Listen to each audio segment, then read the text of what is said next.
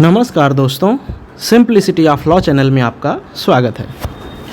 आज हम सीपीसी का एक बहुत ही इम्पोर्टेंट टॉपिक है, एग्जीक्यूशन ऑफ डिक्री, डिक्री का निष्पादन। सीपीसी का बहुत ही इम्पोर्टेंट टॉपिक है और बहुत लोग इससे थोड़ा सा डरते भी हैं, क्योंकि इसका जो ऑर्डर है, ऑर्डर 21, ये 106 रूल इसके अंतर्गत होने की वजह से बहुत लोग इसको छोड़ भी देते हैं और इस वजह से हार्ड भी लगता है उन्हें। तो अतः आज हम ऐसे देखेंगे कि हमारे लिए थोड़ा सा आसान भी हो जाए एग्जीक्यूशन और हमें समझ में भी आ जाए, उसके सेक्शंस को भी हम समझते हुए आगे बढ़ेंगे। तो आज का हमारा टॉपिक रहेगा डिक्री का निष्पादन, एग्जीक्यूशन ऑफ डिक्री। तो आइए आज हम स्टार्ट करते हैं। तो सबसे पहले अगर हम देखें आज्ञप्ति का निष्पादन, डिक्री को हिंदी में आज्ञप्ति कहते हैं, उसी का एग्जीक्यूशन करना है। ऑर्डर 21 में दिया गया है इसके बारे में, और सेक्शन 36 से लेकर 74 तक इसके बारे में दिया गया है। पूरा प्रावधान सेक्शन 36 से लेकर 74 और ऑर्डर 21 में दिया गया है। डिक्री का निष्पादन, एग्जीक्यूशन का मतलब क्या होता है? डिक्री को लागू करना या प्रवर्तित करना। डिक्री का प्रवर्तन या डिक्री को लागू करना ही क्या कहलाता है? ये डिक्री का एग्जीक्यूशन कहलाता है। निष्पादन का मतलब यही होता है, डिक्री का प्रवर्तन कराना, लागू करना। मतलब सबसे पहला स्टेप होता है कि कोर्ट को क्या करता है, ट्रायल करने के बाद जजमेंट देता है। जजमेंट के 15 दिन के अंदर आपका डिक्री प्रोवाइड कर दिया जाता है, और डिक्री जब आपके पास आ जाता है उसके बाद आप कोर्ट को एप्लीकेशन देते हो उस डिक्री को लागू कराने के लिए कि वह प्रॉपर्टी जो है कि जजमेंट आ चुका है कि आपकी है, तो वह प्रॉपर्टी आपको दिला दिया जाए। इसके लिए आप एप्लीकेशन करोगे एग्जीक्यूट कराने के लिए कि डिक्री में तो आ गया है, अब उसको एग्जीक्यूट करा दिया जाए, लागू करा दिया जाए, वह प्रॉपर्टी हमें दिला दिया जाए। तो उसके लिए आप एप्लीकेशन देते हो कोर्ट को। तो उसमें ही क्या क्या प्रोसीजर है, कैसे क्या क्या है, सब कुछ उसी के बारे में हम देखेंगे। तो आइए देखते हैं। इसमें 36 से लेकर 74 तक सेक्शन है, टोटल 36 से 74 तक, जिसमें से 36 में यही चीज़ लिखा है कि जिस प्रकार से डिक्री का एग्जीक्यूशन होता है उसी तरह से ऑर्डर का भी एग्जीक्यूशन होता है। ये सेक्शन इंपॉर्टेंट था नहीं, बस समझाने के लिए आप लोगों को बता दिया हूँ कि ऑर्डर का एग्जीक्यूशन अलग से नहीं दिया गया है, सेम टू सेम हो जाएगा। तो अब आगे देखते हैं क्या चीज़ है। आगे अगर हम देखें तो धारा 37 आता है हमारा, सेक्शन 37 तो इसमें क्या चीज़ है, डिक्री पारित करने वाला कोर्ट। पहले बता दिया गया है कि डिक्री पारित करने वाला कोर्ट कौन सा है, डिक्री को जिसने दिया कौन सा कोर्ट है वो, तो वह कोर्ट कहलाता है। कौन कौन सा कोर्ट इसके अंतर्गत आएगा, ये धारा 37 में बताई गई है। डिक्री को जिसने पारित किया, जिसने डिक्री दिया, डिक्री को सुनाया। इसमें 3 पॉइंट आता है। प्रथम बार का कोर्ट जिसने वास्तव में डिक्री पारित किया है। जिस लोअर कोर्ट में आप गए थे सबसे पहले, लोअर कोर्ट में या किसी भी कोर्ट में जिसमें पहली बार आप उस केस को लेकर गए थे अपना, जिसने डिक्री सुनाया, सबसे प्रथम बार का कोर्ट जिसने डिक्री सुनाया था, जिसने जजमेंट सुनाया फिर उसको फॉलो करते हुए डिक्री सुना दिया, वो कोर्ट होगा अब डिक्री पारित करने वाला कोर्ट। दूसरा कौन सा कोर्ट हो सकता है, यदि अपील में डिक्री पारित हो तो भी प्रथम बार का न्यायालय निष्पादन में भी चीज़ हो जाता है, सेम टू सेम। मतलब कि कहता है कि अगर अपील में डिक्री पारित हुआ, लोअर कोर्ट के फैसले से आप खुश नहीं थे, आप अपील में गए हुए थे, और अपील में कोर्ट ने क्या किया, इस डिक्री को पलट दिया या इसी डिक्री को कंफर्म कर दिया, तो अपील वाला कोर्ट भी जो डिक्री दे देता है, तो अपील वाला कोर्ट प्रथम बार का कोर्ट नहीं कहलाएगा, डिक्री पारित करने वाला कोर्ट नहीं कहेगा। तब भी डिक्री पारित करने वाला कोर्ट जो होगा ये लोअर कोर्ट ही होगा, जिसमें आप पहली बार अपना मामला लेकर गए थे। वहाँ भी प्रथम बार का न्यायालय ही डिक्री पारित करने वाला कोर्ट कहलाएगा। तीसरा कहता है जिस न्यायालय ने डिक्री दिया हो उसने अपना अस्तित्व खो दिया हो, यानी वह ख़त्म कर दिया गया हो, कोर्ट ही समाप्त कर दिया गया हो, तो कौन सा कोर्ट कहलाएगा कि जिसने डिक्री पारित किया? तो निष्पादन के समय, एग्जीक्यूशन के समय ऐसे वाद के जो केस था आपका के विचारण के लिए सक्षम न्यायालय। अब उस केस का ट्रायल जो उस समय, अगर मान लो जिस समय आपने एग्जीक्यूशन कराने के लिए आप गए हो, निष्पादन के लिए आप गए हो, उस समय जो कोर्ट उस मामले को देखने की जुरिस्डिक्शन रखता होगा, अधिकारिता रखता होगा, सक्षमता रखता होगा, वही कोर्ट क्या करेगा, वही कोर्ट कहलाएगा डिक्री पारित करने वाला कोर्ट। क्या हुआ कि तीसरा पॉइंट, तीनों पॉइंट एक बार मैं आपको फिर से क्लियर कर देता हूँ। तीनों पॉइंट में यही चीज़ें हैं कि पहला पॉइंट कहता है कि प्रथम बार का न्यायालय जिसने रियलिटी में डिक्री पारित किया, सबसे निचले वाले कोर्ट ने जिसने, या फिर जो भी पहला कोर्ट था जिसमें हम गए थे डिक्री पारित कराने के लिए, डिक्री अपना मांगने के लिए, तो उसमें वही प्रथम बार का कोर्ट कहला जाएगा। यदि अपील में हम गए हैं, निचले वाले कोर्ट के डिक्री से खुश नहीं थे, अपील में गए और अपीलीय कोर्ट जो था उसने कोई डिक्री पारित किया, तो भी जो पहला वाला कोर्ट था, निचला कोर्ट था जिसने मामले को पहली बार सुना, वही डिक्री पारित करने वाला कोर्ट कहलाएगा। तीसरा, जिस न्यायालय ने डिक्री दिया उसने अपना अस्तित्व या आज्ञप्ति निष्पादन की अधिकारिता को खो दिया है। अस्तित्व खो दिया हो या मामले को एग्जीक्यूशन का जुरिस्डिक्शन उसने खो दिया हो, तो उस समय एग्जीक्यूशन के लिए जब आप एप्लीकेशन दे रहे हो कोर्ट को, उस समय पे जो भी कोर्ट उस मामले को ट्रायल करने में सक्षम होगा, विचार करने के लिए सक्षम होगा, वह कोर्ट प्रथम बार का न्यायालय या डिक्री पारित करने वाला न्यायालय कहलाएगा। तो यहाँ पे हमारा ये चीज़ होता है, धारा 37 क्लियर होता है हमारा। अब डिक्री पारित करने वाला कोर्ट हम क्यों पढ़े हैं, क्योंकि अभी 38 में उसका यूज है। अच्छा, ये जो था डिक्री पारित करने वाला कोर्ट जो था वो किस लिए दिया गया है, तो वो आज्ञप्ति धारक की सुविधा के लिए। आज्ञप्ति धारक मतलब डिक्री होल्डर की सुविधा के लिए ये धारा 37 है कि उसके लिए आसानी हो और कोर्ट जो अपना कार्यवाही ढंग से कर पाए। तो इसलिए निचले कोर्ट को माना जाता है, क्योंकि निचले कोर्ट जो होते हैं वो लोकल जुरिस्डिक्शन में लगभग होते हैं, कि जो केस जीता रहता है वो वहीं कहीं निवास कर रहा होता है, मतलब उसी के एरिया में, उसी के जुरिस्डिक्शन में। इसलिए निचले वाले कोर्ट को ज़्यादातर डिक्री पारित करने वाला कोर्ट कहा जाता है। इसके बाद आता है डिक्री का निष्पादन करने वाला न्यायालय। एग्जीक्यूशन कौन करेगा, इसके बारे में 38 में आता है। 37 में था डिक्री पारित करने वाला कोर्ट कौन कहलाएगा, और 38 में डिक्री का एग्जीक्यूशन करने वाला कोर्ट कौन होगा। तो पहला कहता है कि न्यायालय जिसने प्रश्नगत आज्ञप्ति पारित की है, जिसने डिक्री पारित किया है।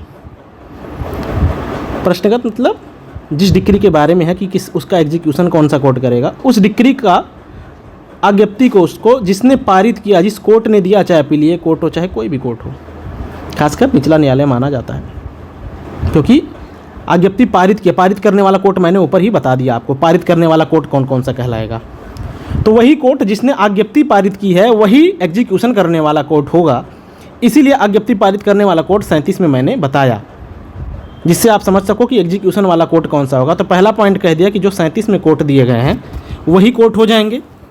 और उसके बाद दूसरा पॉइंट जो आता है, न्यायालय जिसे निष्पादन हेतु आज्ञप्ति स्थानांतरित की गई है, यानी जिसे डिक्री ट्रांसफ़र की गई हो।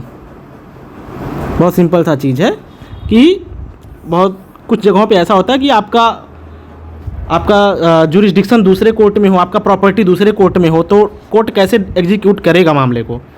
तब दूसरे कोर्ट में हो तो कोर्ट भेज सकता है, यहाँ का कोर्ट दूसरे वाले कोर्ट को भेज सकता है डिक्री को एग्जीक्यूट कराने के लिए। तब वहाँ पे कहा जाता है कि ये कोर्ट ट्रांसफ़र किया है एग्जीक्यूशन करने के लिए। तो यही चीज़ है कि जिसे निष्पादन हेतु आज्ञप्ति स्थानांतरित की है तो वो निष्पादन न्यायालय कहलाएगा, एग्जीक्यूशन कोर्ट कहलाएगा, जिसे ट्रांसफ़र किया गया हो। ठीक है, ये हो जाता है। अब निष्पादन के प्रकार, 2 प्रकार के होता है एग्जीक्यूशन। आइए देखते हैं कौन कौन से प्रकार से होते हैं। 2 प्रकार से निष्पादन होता है। पहला, निष्पादन 2 तरह से होता है। कैसे कैसे होता है, पहला पॉइंट आता है निर्णीत ऋणी के विरुद्ध व्यक्तिगत कार्यवाही द्वारा।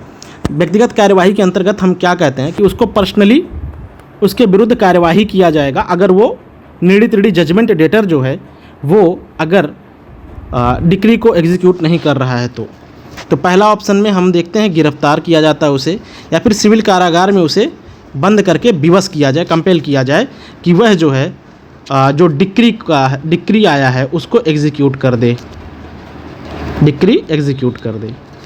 फिर दूसरा पॉइंट आता है कि उसके संपत्ति के विरुद्ध कार्रवाई करके। ये तो था उसको व्यक्तिगत लाइबल किया जाए, व्यक्तिगत कार्यवाही द्वारा कंपेल किया जाए उसे। जबकि दूसरा आता है उसकी प्रॉपर्टी के विरुद्ध कार्यवाही करके। क्या आता है, उसकी प्रॉपर्टी को कुर्क कर लिया जाए, अटैच कर लिया जाए, वा फिर बेच दिया जाए, और वो जो बेचने से पैसा आएगा उस राशि से एग्जीक्यूट किया जाए, एग्जीक्यूशन किया जाए डिक्री जो आई थी। उस पैसे से जो डिक्री होल्डर का होगा उसमें से डिक्री होल्डर का जितना पैसा होगा दे दिया जाए, और इस तरह से एग्जीक्यूशन किया जाए। तो हमने देखा 37 में हमने देखा कि डिक्री पारित करने वाला कोर्ट कौन सा था, 38 में हमने देखा डिक्री का निष्पादन करने वाला कोर्ट कौन सा है।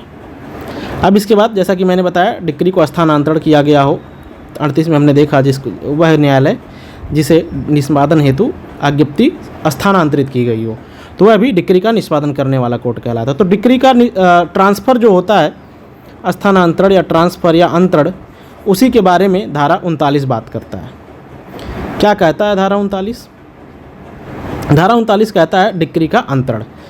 अब कब कब किया जाता है डिक्री का अंतरण? धारा 39 सेक्शन 39 के अंदर हम देखते हैं, आज्ञप्ति धारक के आवेदन पर, डिक्री होल्डर के एप्लीकेशन पर, डिक्री होल्डर एप्लीकेशन देता है कोर्ट में, या स्वप्रेरणा से डिक्री पारित करने वाला न्यायालय, जो जिस कोर्ट ने डिक्री पारित किया वह सुमोटो से, खुद से, स्वयं उसे लगता हो ऐसा, तो निष्पादन हेतु दूसरे कोर्ट को भेज सकता है। डिक्री का निष्पादन करने के लिए दूसरे कोर्ट को डिक्री को भेज सकता है कि उसका एग्जीक्यूशन करा दे वो कोर्ट। कब कब ऐसा किया जाता है? निम्न कंडीशन में किया जाता है, वो कंडीशन नीचे दिया गया है। तो पहला कंडीशन आता है ए, निर्णीत ऋणी किसी अन्य कोर्ट के स्थानीय क्षेत्राधिकार में निवास करता हो, कारोबार करता हो या लाभ के लिए काम करता हो। मतलब जिसने केस हारा है, जो केस हार गया है, वह किसी और कोर्ट के जुरिस्डिक्शन में रह रहा हो तथा डिक्री पारित करने वाला कोर्ट किसी और जुरिस्डिक्शन में हो। जैसे लखनऊ के कोर्ट ने मान लीजिए डिक्री दिया और जो केस हारा वो दिल्ली में रहता है, तो अब डिक्री को लागू कैसे किया जाए, एग्जीक्यूट कैसे किया जाए? तो लखनऊ का कोर्ट क्या करेगा? दिल्ली वाले कोर्ट के पास में ट्रांसफ़र कर देगा। तो ये कह रहा है निर्णीत ऋणी किसी अन्य कोर्ट के स्थानीय क्षेत्राधिकार में निवास करता हो, कारोबार बिजनेस करता हो या लाभ के लिए जॉब वगैरह या कुछ भी काम करता हो, कुछ लाभ के लिए, तब डिक्री का ट्रांसफ़र किया जा सकता है। दूसरा पॉइंट क्या आता है? डिक्री पारित करने वाले कोर्ट के स्थानीय सीमा में ऋणी की पर्याप्त संपत्ति ना हो, तो जहां उसकी संपत्ति होगी उस कोर्ट को, मान लो same to same condition, Lucknow वाले कोर्ट का आया डिक्री की उसकी प्रॉपर्टी ली जाए, आधी प्रॉपर्टी उसकी लखनऊ में पड़ती है, आधी प्रॉपर्टी दिल्ली में पड़ती है, तो लखनऊ वाला तो कर लेगा, एग्जीक्यूट करा देगा लखनऊ वाला कोर्ट, लेकिन दिल्ली वाला कैसे कराएगा? उसके लिए दिल्ली वाले कोर्ट के पास में अपने स्थानीय सीमा से में ऋणी की पर्याप्त संपत्ति नहीं है लखनऊ में, इसलिए दिल्ली वाले कोर्ट के पास में ट्रांसफ़र करना पड़ेगा एग्जीक्यूशन के लिए, लागू कराने के लिए। तीसरा पॉइंट आता है डिक्री ऐसी संपत्ति के विक्रय या परिधान से संबद्ध हो जो अन्य कोर्ट के स्थानीय अधिकारिता में हो। बस सिंपल सा चीज़ है कि अगर वह प्रॉपर्टी जो है, जिस प्रॉपर्टी को बेचने के बारे में है या दूसरे पक्षकार को देने के बारे में है, से संबद्ध हो जो अन्य कोर्ट के स्थानीय अधिकारिता में हो, ऐसी प्रॉपर्टी जो है जिसका विक्रय किया जाना है या दूसरे पार्टी को दिया जाना है, वह प्रॉपर्टी किसी और कोर्ट के जुरिस्डिक्शन में हो, तब डिक्री का ट्रांसफ़र कर दिया जाएगा। और डी आता है कोई अन्य उचित कार्ड, रीजनेबल अगर कोई कार्ड दिखता है तो कोर्ट क्या कर सकता है? अन्य रीजन पर भी ट्रांसफ़र कर सकता है। तो डिक्री का ट्रांसफ़र कर सकता है जब बहुत बेसिक सा चीज़ है कि वह निर्णीत ऋणी दूसरे कोर्ट के जुरिस्डिक्शन में रह रहा हो या फिर उसकी प्रॉपर्टी दूसरे कोर्ट के जुरिस्डिक्शन में आ रही हो, तब डिक्री का ट्रांसफ़र किया जा सकता है। ऐसे अंतरित कोर्ट के लिए, अंतरिती कोर्ट के लिए अगर हम कहें, अंतरिती कोर्ट का मतलब जिसको डिक्री ट्रांसफ़र किया गया है उस कोर्ट के बारे में बात किया जा रहा है। ऐसे अंतरिती कोर्ट के लिए दो बातें महत्वपूर्ण हैं कि उस कोर्ट के लिए दो बातें हैं इंपॉर्टेंट जानना चाहिए, जिसे उसे सभी शक्तियां प्राप्त होंगी जो डिक्री पारित करने वाले कोर्ट के पास हो। धारा 42, धारा 42 क्या कहता है कि जिसे डिक्री ट्रांसफ़र किया गया है, जिस कोर्ट के पास डिक्री का एग्जीक्यूशन करने के लिए ट्रांसफ़र किया गया है, उसको सेम टू सेम पावर होगा जिस कोर्ट ने डिक्री पारित किया था उसके। डिक्री पारित करने वाला कोर्ट मान लो कोई दूसरा था, अब बंदा लखनऊ वाला कोर्ट था, ये डिक्री पारित किया था, अब बंदा रहता है दिल्ली में रहता है, तो अब उसको डिक्री लागू करने के लिए दिल्ली के कोर्ट में भेजना पड़ेगा। तो जिस कोर्ट ने यहाँ पे डिक्री पारित किया गया है, इसका जितना पावर होगा, शक्ति जितना इसके पास होगा, सेम टू सेम इस कोर्ट को भी पावर होगा। यही चीज़ कहता है धारा 42 कि दोनों कोर्ट को, डिक्री पारित करने वाले कोर्ट के जितना पावर ही होगा डिक्री का निष्पादन करने वाले कोर्ट को, जिसको ट्रांसफ़र किया गया, जिस कोर्ट को ट्रांसफ़र किया गया डिक्री का निष्पादन करने के लिए। ये धारा 42 में आ जाता है। दूसरा, उसे अंतरित मामले का निष्पादन के लिए उस मामले के संबंध में क्षेत्राधिकार होना चाहिए, मतलब जुरिस्डिक्शन भी होना चाहिए उस मामले का, उस कोर्ट को जिसको एग्जीक्यूशन के लिए भेजा गया है। मान लो 5 लाख से नीचे का मामला हो, 5 लाख से नीचे का मामला हो, तो यहाँ का भी कोर्ट 5 लाख तक का मामला देख सके, वहाँ तक का दोनों जगह का कोर्ट अगर कम्पिटेंट हो, मतलब दिल्ली वाला कोर्ट भी 5 लाख तक का मामला अगर देख सकता हो तभी, यानी कि उसकी भी कम्पिटेंसी हो। यहाँ का कोर्ट 5 लाख तक सिविल जज जूनियर डिवीज़न देख कर दे दिया फैसला, और वहाँ का भी कोर्ट सिविल जज जूनियर डिवीज़न ही हो, तो 5 लाख का उसका जुरिस्डिक्शन हो, तभी वो उस मामले का एग्जीक्यूशन करा सकता है। तो ये हो जाता है हमारा 2 पॉइंट जो इम्पॉर्टेंट थे कि अगर ट्रांसफ़र किया जाता है तो उस समय कुछ चीज़ें जो है ध्यान रखी जानी चाहिए। अब देखो यहाँ पे लिख दिया मैंने कि पुनः परीक्षा नहीं करेगा डिक्री का। एग्जीक्यूशन वाला जो कोर्ट होता है वह डिक्री को री एग्जामिन नहीं करता है। डिक्री यानी अज्ञप्ति की सत्यता व वैधता की जांच नहीं करनी चाहिए उसे, कि वह डिक्री की वैलिडिटी को चेक नहीं कर सकता है, सही है कि गलत है, या कोई भी उसमें परिवर्तन नहीं कर सकता है। कुछ अपवादिक दशाओं में हो सकता है, लेकिन जनरल रूल है कि वह जो डिक्री आया जैसे उसी को सेम टू सेम एग्जीक्यूट करा दिया जाए, लागू करा दिया जाए। अदरवाइज़ उसे कुछ भी री एग्जामिन करने का, सत्यता या वैधता वैलिडिटी को चेक करने के आदेश नहीं है, उन्हें रोका गया उन्हें कि वो सब ये सब चेक नहीं करेंगे, ना ही कोई परिवर्तन कर सकते हैं, सीधे लागू कराएंगे। इसके बाद सेम चीज़ मैंने धारा 42 को अच्छे से लिख दिया कि अंतर्राष्ट्रीय न्यायालय को, मतलब जिस कोर्ट के पास ट्रांसफ़र किया गया मामला, एग्जीक्यूशन के लिए ट्रांसफ़र किया गया, डिक्री किसी और कोर्ट ने दिया और दूसरे कोर्ट को भेजा गया डिक्री को एग्जीक्यूट कराने के लिए, लागू कराने के लिए, तो दूसरे वाले कोर्ट को भी वही पावर होगा जो डिक्री पारित करने वाले न्यायालय के पास है। तो डिक्री जो पहला वाला कोर्ट था जिसने पारित किया, उसे जो कोर्ट था, उसे जो शक्ति था, वही सेम टू सेम पावर हो जाएगा दूसरे वाले कोर्ट को। धारा 46 आता है आज्ञा पत्र प्रिसेप्ट्स के बारे में। डिक्रीदार के आवेदन पर 44A बचा था बीच में, वो मैं कभी और बता दूंगा। उसमें था कि अगर डिक्री को कोई मित्र राष्ट्र हो, वहाँ का कोई सुप्रीम कोर्ट ने पारित किया हो, तो भारत में सेम टू सेम लाकर उसके डिक्री को एग्जीक्यूट करा दिया जाएगा, डिस्ट्रिक्ट कोर्ट में ले जाकर, ऐसे डिस्ट्रिक्ट कोर्ट में लाके कर दिया जाएगा। डिस्ट्रिक्ट कोर्ट जो होता है उसको लागू करवाएगा ऐसे मानो कि डिस्ट्रिक्ट कोर्ट खुद ने ही जजमेंट दिया हो, डिक्री पारित किया हो, ऐसे लागू किया जाता है। तो 44A में वो था कि मित्र राष्ट्र हो, वहाँ का जजमेंट आया हो, डिक्री आया हो, तो यहाँ पे सेम टू सेम लागू करा दिया जाता है जैसे यहीं पे डिक्री पारित हुआ हो। ठीक है। 46 होता है प्रिसेप्ट से पेपर में पूछता है आज्ञा पत्र क्या होता है। डिक्रीदार के आवेदन पर डिक्री होल्डर जो केस जीता है, डिक्री पारित करने वाला न्यायालय ठीक समझे तो, अगर उसको ठीक लगता है तो, किसी ऐसे अन्य न्यायालय को जो निष्पादन करने में सक्षम हो, जो एग्जीक्यूशन करने के लिए कम्पिटेंट है, जो धारा 38 में हमने पढ़ा, यह आज्ञा पत्र निकाल सकेगा कि वह निर्णीत ऋणी की संपत्ति कुर्क कर ले। मतलब मान लो दिल्ली वाला मैंने बताया कोर्ट था, दिल्ली दूसरा वाला कोर्ट, उसमें प्रॉपर्टी थी बंदे की, और जबकि लखनऊ वाला कोर्ट था फैसला सुनाया था, तो ये लखनऊ वाला कोर्ट मामले को बाद में ट्रांसफ़र करेगा दिल्ली वाले कोर्ट को एग्जीक्यूशन कराने के लिए, कि वह व्यक्ति वहाँ पे रहता है तो एग्जीक्यूशन दिल्ली वाला कोर्ट करा सकता है, तो दिल्ली वाला कोर्ट सक्षम है एग्जीक्यूट कराने के लिए। तो लखनऊ वाला कोर्ट दिल्ली वाले कोर्ट को डायरेक्ट कर सकता है, निर्देश दे सकता है कि जो निर्णीत ऋणी है उसकी प्रॉपर्टी को 2 महीने के लिए कुर्क कर ले, और यही जो निर्देश है यही कहलाता है आज्ञा पत्र कहलाता है। तो ऐसी संपत्ति की कुर्की 2 माह तक प्रभावी रहेगा। प्रिसेप्ट्स इसे कहते हैं, आज्ञा पत्र इम्पोर्टेंट है, पूछता है पेपर में। ये हो जाता है हमारा धारा 46। धारा 47 इसके बाद आता है। धारा 47 में क्या चीज़ है कि पक्षकारों या उनके हित प्रतिनिधियों के बीच में हित के या डिक्री के निष्पादन के या उन्मोचन या तुष्टि के, कोई इंटरेस्ट आ रहा है उनके प्रतिनिधियों के बीच का, डिक्री के एग्जीक्यूशन से रिलेटेड, उन्मोचन से संबंध में या तुष्टि के संबंध में कोई प्रश्न अगर आता है तो निष्पादन न्यायालय द्वारा अवधारित किया जाएगा, ना कि अलग से वाद किया जाएगा। ये चीज़ कहता है धारा 47 कि पक्षकारों या उनके हित प्रतिनिधियों के बीच में डिक्री आ चुका है, उसके बाद किसी हित के इंटरेस्ट कोई आ रहा है उसमें, और उस इंटरेस्ट में उन लोगों के बीच में कोई क्वेश्चन अराइज हो जा रहा है कि ये इस प्रॉपर्टी में मेरा हित है या मेरा हित है, इस टाइप्स का, या डिक्री के एग्जीक्यूशन में कोई क्वेश्चन आता है, कोई ऑब्जेक्शन आता है, उन्मोचन में या तुष्टि करने में, कोई भी डिक्री को छोड़ने में, प्रॉपर्टी को उन्मोचित करने में या तुष्टि में अगर कोई भी प्रश्न आता है तो निष्पादन न्यायालय ही ऐसे प्रश्न को अवधारित करेगा, डिसाइड करेगा। आपको अलग से केस करने की ज़रूरत नहीं है।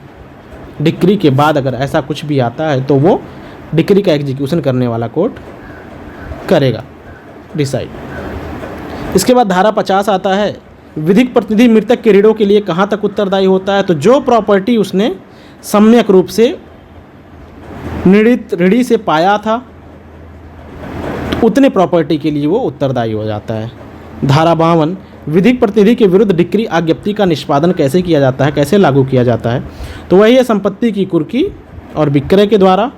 और अगर उसने उस प्रॉपर्टी को बेच दिया है तब क्या होगा? उस प्रॉपर्टी का यूज कर लिया, जुआ खेल गया है, तब क्या होगा? तो व्यक्तिगत रूप से लाइबल हो जाएगा। तो व्यक्तिगत रूप से मैंने बताया था कैसे किया जाता है, गिरफ्तार करके सिविल कारागार में उसे रखकर।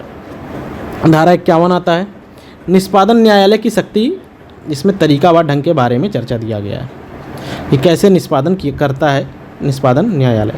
डिक्रीदार के आवेदन पर, डिक्रीदार यानी डिक्री होल्डर जो केस जीता है वो एप्लीकेशन देता है किस चीज़ के लिए? तो डिक्री के एग्जीक्यूशन के लिए।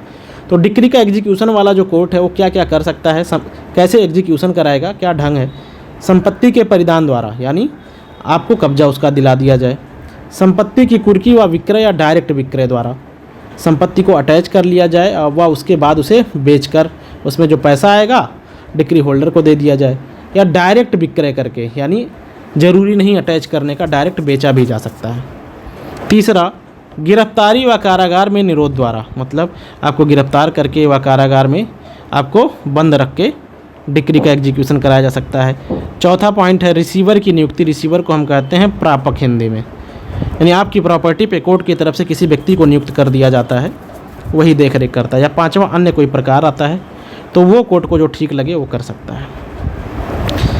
इसके बाद धारा 53, पैतृक संपत्ति का दायित्व। जैसे विधिक प्रतिनिधि लाइबल होता है सेम टू सेम, पूर्वज ने ऋण लिया हो, वंशज विधिक प्रतिनिधि होगा, वह दायी होगा 50 व 52 की तरह। जैसे धारा 50 और 52 में था कि विधिक प्रतिनिधि कैसे लाइबल होता है, उसी तरह से। धारा 56 आता है, इंपॉर्टेंट है, पेपर में पूछता है कि धन की डिक्री के निष्पादन में, धन की डिक्री मतलब डिक्री ऐसा हो जिसमें पैसे की बात हो, कि दूसरे डिक्री होल्डर और जजमेंट डेटर, कि जजमेंट डेटर जो होता है निर्णित ऋणी डिक्री होल्डर को 1 लाख रुपए देगा, तो ये पैसे का मामला, जहाँ धन की डिक्री हो कि इतना पैसा दिया जाए, लिया जाए या कुछ भी, वहाँ पे किसी स्त्री को गिरफ्तार नहीं किया जाएगा। ये चीज़ बताता है धारा 56, पूछा हुआ है पेपर में। धारा 58 आता है, निरोध व छोड़ा जाना। कब किसी व्यक्ति को निरुद्ध किया जा सकता है और कब उसे छोड़ दिया जाएगा, इसके बारे में बताता है धारा 58। क्या कहता है धारा 58? आइए देखते हैं। धारा 58 कहता है, यदि डिक्री की राशि 5000 से अधिक है तो मैक्सिमम 3 महीने सिविल कारावास में गिरफ्तार किया जा सकता है, में डाला जा सकता है। यानी कि 5000 रुपये से ज़्यादा हो तो 3 महीने, अधिकतम 3 महीने, 3 महीने का लिमिट पार नहीं होना चाहिए। ये तो 5000 से ऊपर था तब। 2000 से अधिक हो और 5000 रुपये तक हो तो मैक्सिमम 6 सप्ताह के लिए सिविल कारागार में डाला जा सकता है। 2000 से ऊपर रुपए के बारे में डिक्री हो और 5000 रुपये से कम तक का डिक्री हो तो 6 सप्ताह के लिए। क्लॉज 1 ये कहता है 2000 से अगर कम रुपए का हो तो कोई अरेस्ट नहीं किया जाता है। डिक्री 2000 रुपये से कम का है तो कोई अरेस्ट नहीं किया जाएगा, गिरफ्तार नहीं किया जाएगा। सिविल कारागार में क्या होता है, खुद कमाना होता है, खुद खाना होता है श्रम करके। 59 आता है कि अगर गंभीर बीमारी आपको हो जाती है तो निर्णित ऋणी को तो छोड़ दिया जाएगा जेल से। धारा 60 आता है कि कौन सी प्रॉपर्टी कुर्क की जा सकेगी व विक्रय किया जा सकेगा। डिक्री निष्पादन में किस प्रकार की संपत्ति का कुर्क व विक्रय किया जा सकेगा, कि डिक्री का एग्जीक्यूशन किया जा रहा हो और कोर्ट को ज़रूरत पड़ती है कि आपकी प्रॉपर्टी कुर्क करे व बेच सके, तो कौन कौन सी प्रॉपर्टी वो कुर्क कर सकता है, अटैच कर सकता है और बेच सकता है, उसके बारे में दिया गया है धारा 60 में। तो लिखा है निर्णित ऋणी की हर प्रकार की संपत्ति का कुर्क व विक्रय किया जा सकता है, चाहे चल संपत्ति हो चाहे अचल संपत्ति हो। लेकिन इसका परंतु खंड प्रोविज़ो क्या बताता है कि निम्न संपत्ति को नहीं कुर्क किया जाएगा या बेचा नहीं जाएगा। एक लॉज में आता है ऋणी को, उसको खुद को नहीं अटैच किया जाएगा, पत्नी को, बच्चों को, वस्त्र, कपड़े, भोजन के बर्तन, चारपाई, बिछौना, वह जो आभूषण कैसे हों, धार्मिक जरूरी हो, मंगलसूत्र वगैरह, उनको कुर्क नहीं किया जाएगा। ए वाले पॉइंट में है। इसमें आई झा और आई ए पॉइंट झा का ये पॉइंट इंपॉर्टेंट है कि भरण पोषण से भिन्न डिक्री का निष्पादन हो। भरण पोषण मतलब मेंटेनेंस से अलग कोई डिक्री हो, मेंटेनेंस की ना हो, तब क्या कर सकता है कोर्ट, वेतन का प्रथम 1000 छोड़कर, जितना आपका सैलरी है उसका पहले 1000 छोड़ देगा, वह बाकी का 2/3 कुर्क नहीं करेगा। मतलब मान लीजिए आप 10,000 कमाते हैं, 10,000 कमाते हैं तो पहले 1000 छोड़ देगा तो आपके पास बचा 9,000। पहले ही 1000 आपके पास छोड़ दिया, उस पर कुछ नहीं काटेगा, 1000 आपके पास पड़ा हुआ है। फिर 9,000 का 2/3 कुर्क नहीं किया जाएगा, 2/3 हो जाएगा 6,000, यानी 6,000 इधर नहीं कुर्क करेगा और 1,000 पहले ही छोड़ दिया था, तो 7,000 रुपये आपका कुर्क नहीं करेगा, 3,000 रुपये कुर्क कर सकता है। अगर मेंटेनेंस का ना हो तब, मेंटेनेंस का ना हो तब डिक्री, तो वेतन का प्रथम 1,000 छोड़ देगा, वह 2/3, उसके बाद जो बचेगा उसमें से 2/3 कुर्क नहीं करेगा। लेकिन IA में क्या कहता है, यदि भरण पोषण की डिक्री है तो, यानी मेंटेनेंस की डिक्री है तो वेतन का 1/3 कुर्क नहीं करेगा, यानी 2/3 कुर्क कर लेगा। यानी टोटल का 10,000 कमा रहे हो तो उसका 2/3 मतलब 6700 सीधे कुर्क कर लिया जाएगा कोर्ट के द्वारा, 2/3 कुर्क कर लिया जाएगा। 1/3 कुर्क नहीं किया जाता है, यानी 1/3 छोड़ दिया जाएगा। 10,000 का 1/3 आप 3300 के समथिंग आता है, तो उतना कुर्क नहीं किया जाएगा, यानी 2/3 कुर्क कर लिया जाएगा 6700 10,000 में। इसके बाद हमारा धारा 64 आता है। धारा 64 क्या कहता है कि आपका प्रॉपर्टी कुर्क हो रखा है तो संपत्ति कुर्क के पश्चात प्राइवेट अंतरण किया जाता है तो वह शून्य होगा। यानी आप बेचते हो किसी को, आपकी प्रॉपर्टी कुर्क है तो वह ट्रांसफ़र जो होगा वह शून्य होगा, आप बेच नहीं सकते हो किसी को।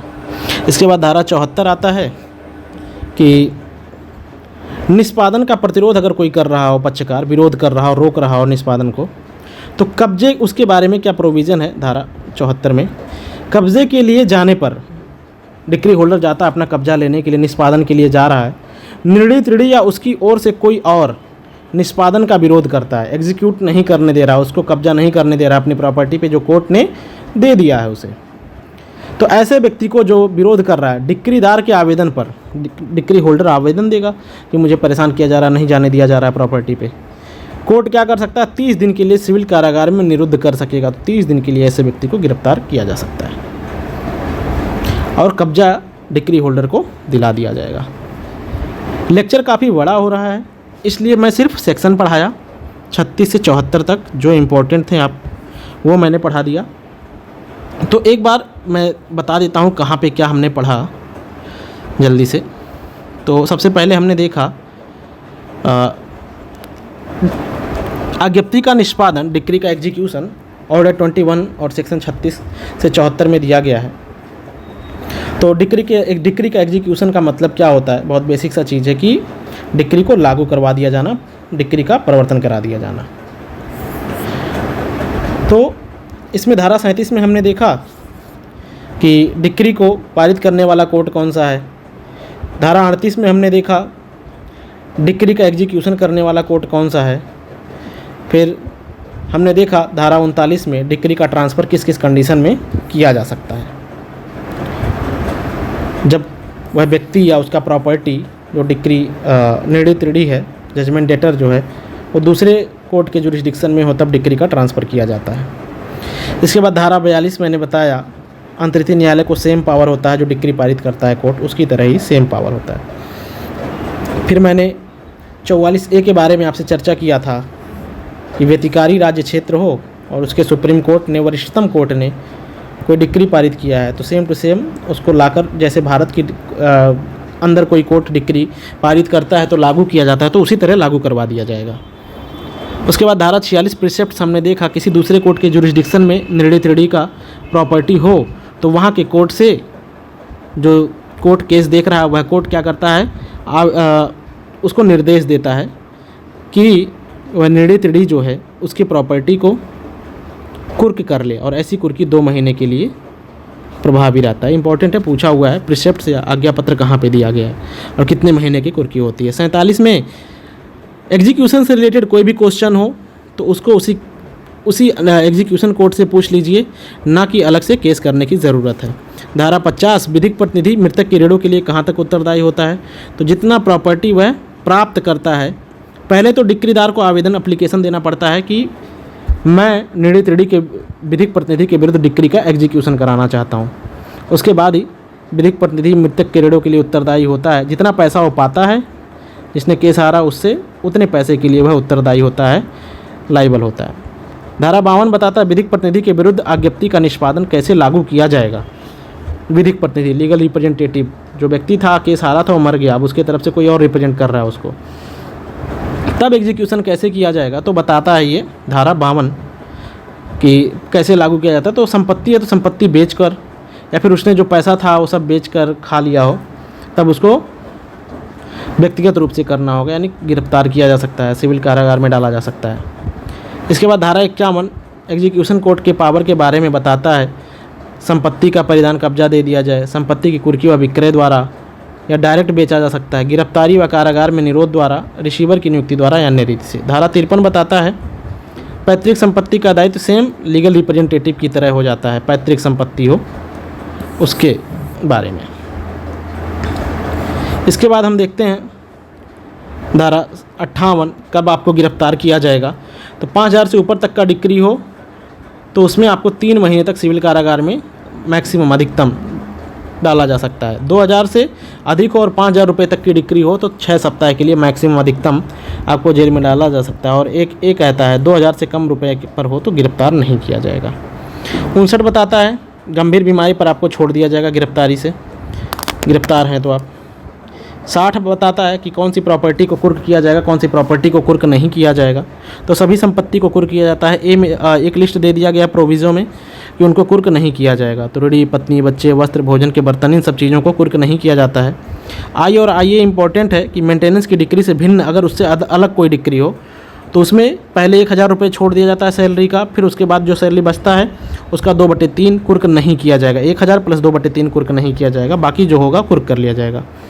और झाका में क्या कहता है, यदि मेंटेनेंस का डिक्री हो तो 1/3 कुर्क नहीं होगा, यानी 2/3 कुर्क कर लेगा। धारा 64 बताता है कि संपत्ति अटैच हुई है, कुर्क हुई है, तो उस समय आप उस प्रॉपर्टी का ट्रांसफ़र नहीं कर सकते हो।